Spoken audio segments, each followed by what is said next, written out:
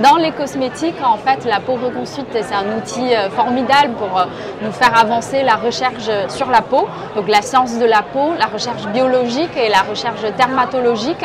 En fait, on les utilise pour, par exemple, je vais vous montrer l'un des tests qu'on fait. On fait de nombreux tests sur la peau reconstruite, dont l'un des tests, c'est pour étudier l'impact des UV sur la peau. Donc vous voyez ici, c'est une représentation digitale des tests qu'on fait sur la peau reconstruite. Donc en fait, vous voyez, donc ici. Mais elle est reconstruite matériellement ou sur ordinateur? Matériellement, bien sûr, je vais vous montrer. Donc ici, ce sont l'épiderme reconstruite. Et donc en fait, dès très tôt, en fait, on est capable de produire la peau reconstruite avec des origines différentes, donc avec des bio-origines différentes pour représenter une diversité plus large de la population et pour ensuite tester nos produits et des ingrédients pour ensuite développer des produits adaptés aux besoins de chacun. Et donc ça, ce sont des épidermes reconstruites avec des différents phototypes. Et ça, ce sont full thickness, donc avec, vous voyez ici, avec le derme et l'épiderme, donc avec les deux couches encore plus complexes que l'épiderme tout seul. Donc les tests qu'on fait, ça c'est un test qu'on étudie en fait l'impact des UV parce qu'on ne va pas exposer des vraies personnes sous UV parce qu'il y a un effet nocif du soleil. Et donc en fait, par exemple, on peut ajuster l'intensité de UV. Donc par exemple, 3 heures à la plage de Brésil. Donc l'intensité UV, c'est assez intense. Et donc on voit en fait l'effet sur la peau et on voit les paramètres biologiques aussi. On étudie les paramètres biologiques, les impacts des réponses inflammatoires, les dommages cellulaires, etc. Et ensuite, on applique les produits ou nos ingrédients dessus. Et comme ça, en fait, on choisit, on développe les ingrédients ou les produits le plus efficaces pour protéger la peau contre les effets nocifs du soleil. Parce qu'auparavant, un certain nombre d'années, on testait, en fait, on faisait les mêmes tests, mais sur les animaux, c'est ça Oui, ça c'est en fait L'Oréal a arrêté dès 1989, 14 ans avant la réglementation européenne. Et je vais vous montrer ce test-là.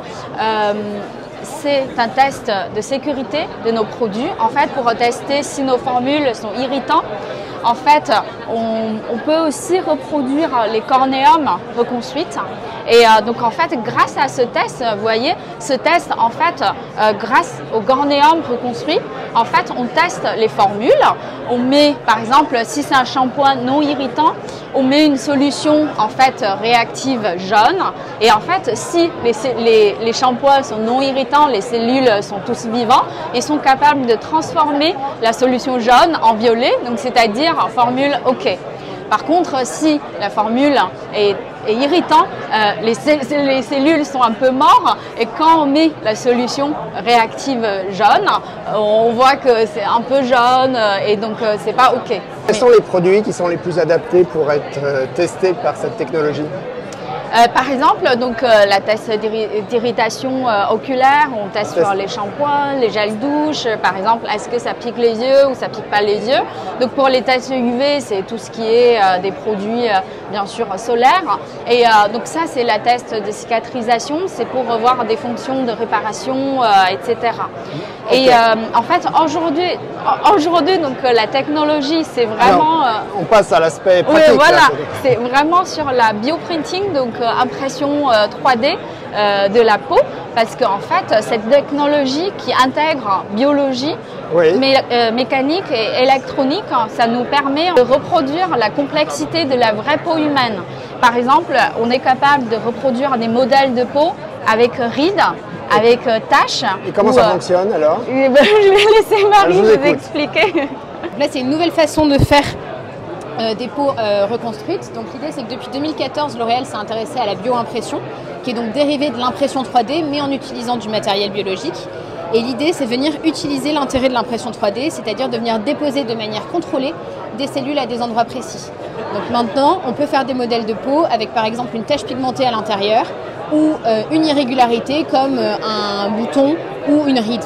Donc on va vraiment pouvoir venir mimer des choses qu'on n'arrivait pas à faire avec les technologies les plus classiques. Donc là, ce qu'on a amené ici, c'est un modèle d'imprimante 3D. On en a des plus développés au labo.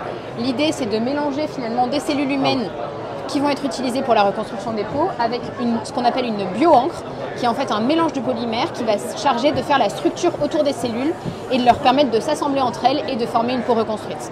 Donc là, pour les besoins de la démonstration, il n'y a pas de cellules humaines ici, parce qu'elles ne survivraient pas à cette atmosphère sans eau, sans milieu nutritif, etc.